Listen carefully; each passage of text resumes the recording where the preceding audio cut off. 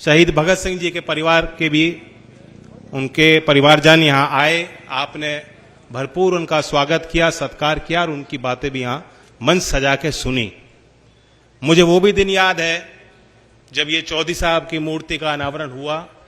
जिस तरह की आज बैठक हो रही है, एक उमंग, एक उत्साह, एक भावना आपने प्रकट की, उसी तरीके से, उसी मिजाज और मन दिल लेके आप लोग आए थे।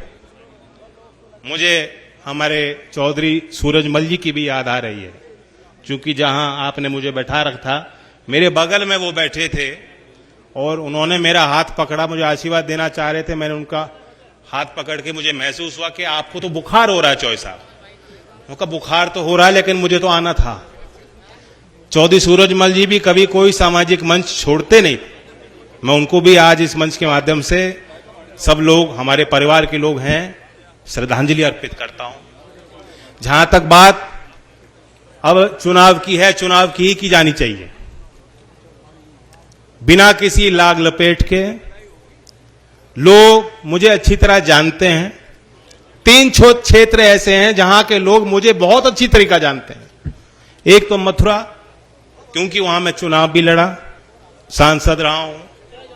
इस क्षेत्र से कई गुना ज्यादा वहां गांव हैं, छोटे छोटे गांव हैं, 10-15 घर के मजरे हैं। कभी उनकी बसावट हुई बड़े गांव से निकल के, निकासी उनकी, अब उनकी वहीं पे सब परिवार और वही उनका गांव। फिर भी मैंने कोई छोटा गांव वहां छोड़ा नहीं हूं, हर गांव में मैं गया। उसी तरीके से बागपत क्षेत्र तो ऐसा है जो आप जानते हो, चौधरी चरण सिंह जी के समय से चौधरी अजीत सिंह जी वहां चुनाव लड़ते भी थे और जीतते भी थे। पिछला चुनाव में वहां से लड़ा हूं। तीसरा क्षेत्र यह आपका है, क्योंकि कैराना में जब बाई इलेक्शन हो रहा था तो मुझे लगता है कि इस क्षेत्र में भी कोई गांव अछूता नहीं रहा जिसमें हम और आपने जाकर प्रयास न किया हो। तो आप तो मुझे अच्छी तरह जानते हो, कोई बात मेरे चेहरे पे या जुबान पे ना आए उससे पहले आप मेरी बात को इशारे के तौर पे समझ जाओगे। रणनीति, सामाजिक जीवन और राजनीतिक जीवन में रणनीति होनी चाहिए, यही नेता का काम होता है। शतरंज भी यहां खेलते होंगे, किसी को शौक है शतरंज का? तो शतरंज में एक ऐसी चाल हो कि प्रतिद्वंदी ये दिखाता है कि मैं कमजोर हो लिया और फिर मात दे देता है। कुछ हमारे साथ ऐसा ही करना चाहती थी सामने वाली पार्टी। जिनके साथ हम थे वो हमें बेगम दे रहे थे और राजा मारना चाह रहे थे। बताओ,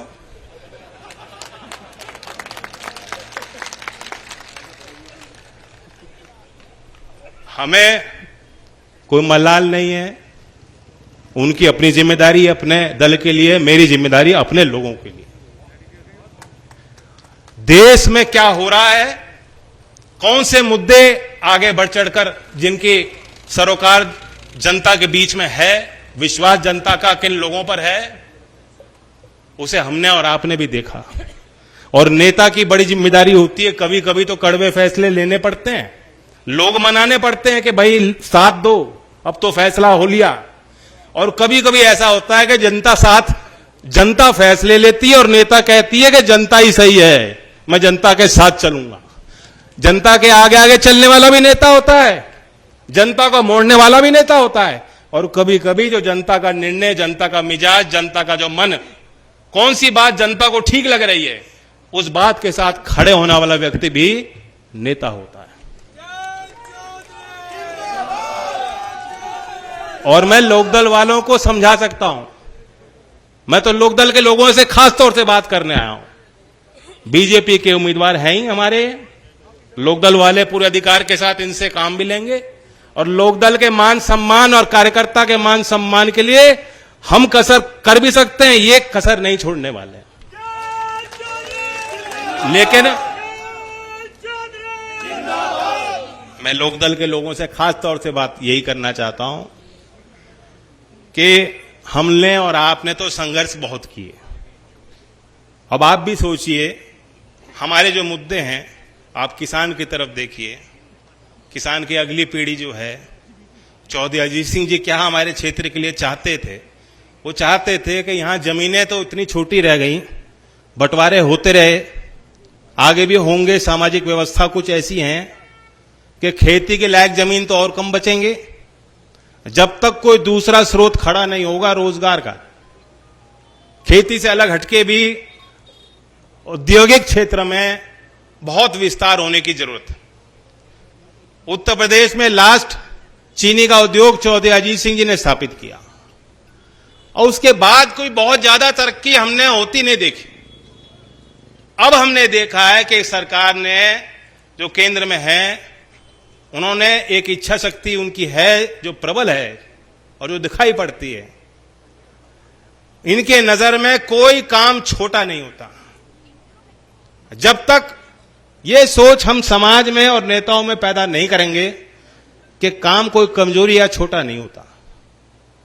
काश्तकार, मजदूरी करने वाला मजदूर, जो कारीगर हैं, कुम्हार है, लोहार है, सुनार है, जो हाथों से काम करते हैं, आपको लगता है कि अरे ये तो बहुत छोटे काम। कई बार मुझे लोग आके मिलते हैं, जी हम तो बड़े छोटे समाज से हैं। मुझे टोकना पड़ता है कि छोटा समाज क्या मतलब होता है।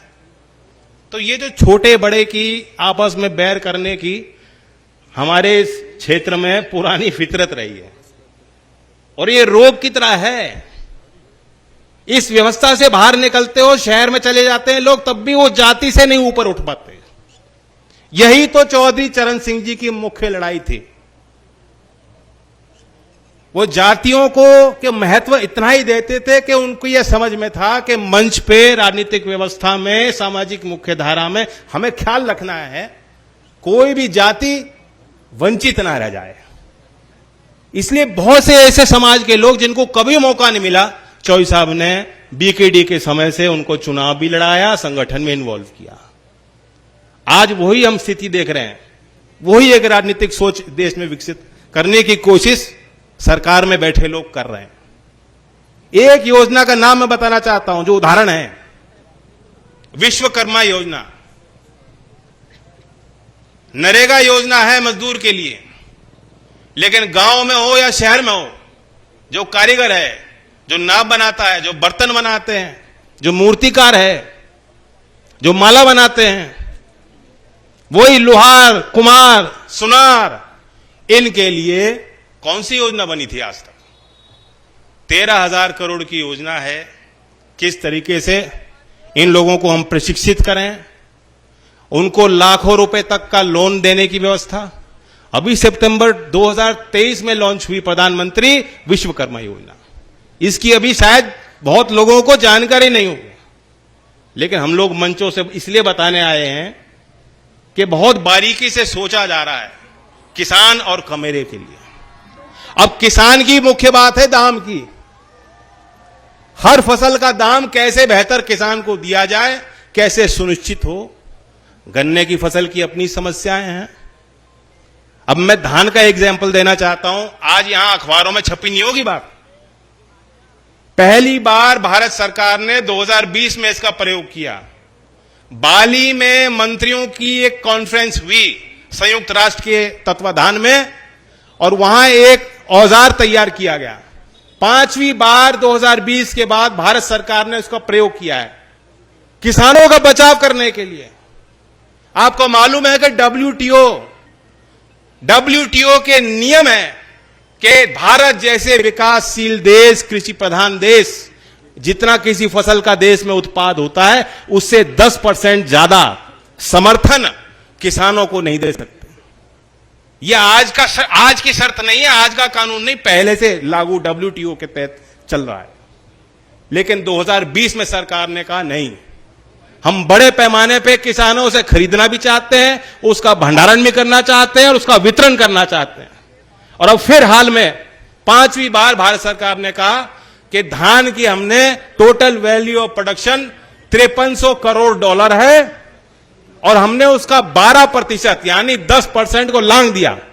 12% समर्थन अनुदान के रूप में, चाहे वो खाद की सब्सिडी हो, बिजली की सब्सिडी हो या खरीद रहे हो किसान से, 12% तक हमने दी है। और भारत सरकार ने छूट मांगी है डब्ल्यूटीओ से। तो मंच पे कह देना बहुत आसान है, लेकिन भारत सरकार मेरी नजर में आज इन विषयों को लेकर बेहद गंभीर है। और जो सरकार चौधरी चरण सिंह जी को भारत रत्न दे सकती, वो किसान के नाम पे कभी क्यों कोई कसर छोड़ेगी? नहीं छोड़ेगी। और जो कमजोरियां थीं, जो कमियां रही हों,